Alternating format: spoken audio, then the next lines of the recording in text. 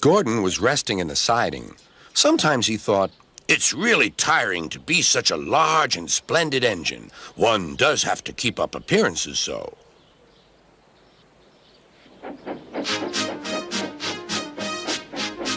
Beep, beep, beep, beep. "Hello, lazy bones," whistled Henry. "What cheek," spluttered Gordon. "That Henry is too big for his wheels. Fancy speaking to me like that. Me, who has never had an accident." "Aren't jammed whistles and burnt safety valves accidents?" asked Percy innocently.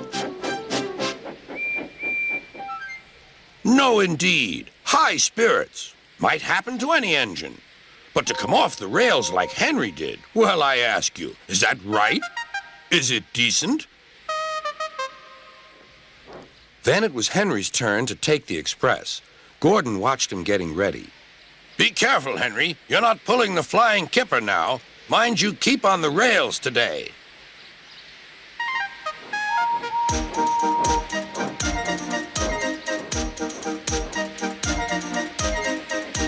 Henry went off in a huff, and Gordon yawned and went to sleep.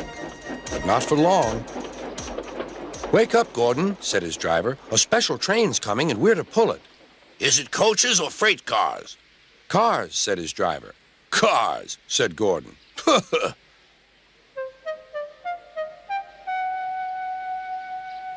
Gordon's fire was slow to start, so Edward had to push Gordon to the turntable to get him facing the right way. "I won't go! I won't go!" grumbled Gordon. "Don't be silly! Don't be silly!" puffed Edward. At last, Gordon was on the turntable.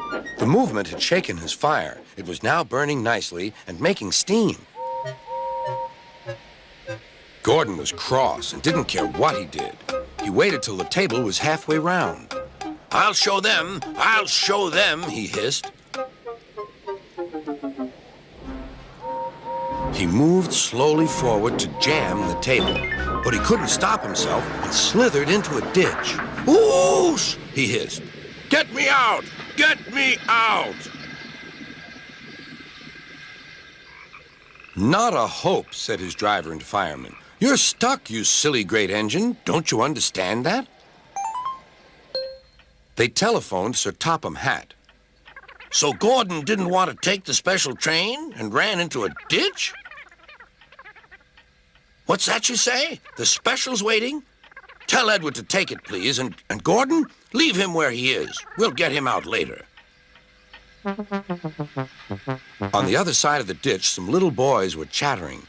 "Oh, doesn't he look silly? They'll never get him out." They began to sing.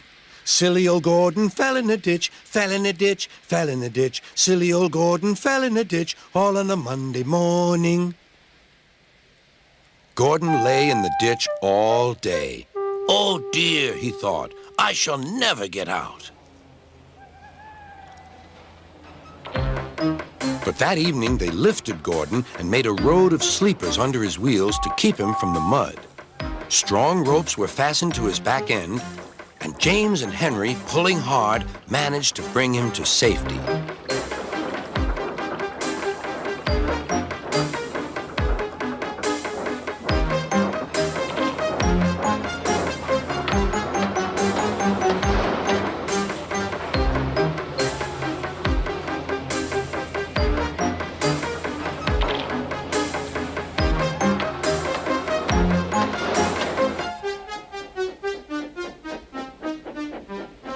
Late that night, Gordon crawled home, a sadder and wiser engine.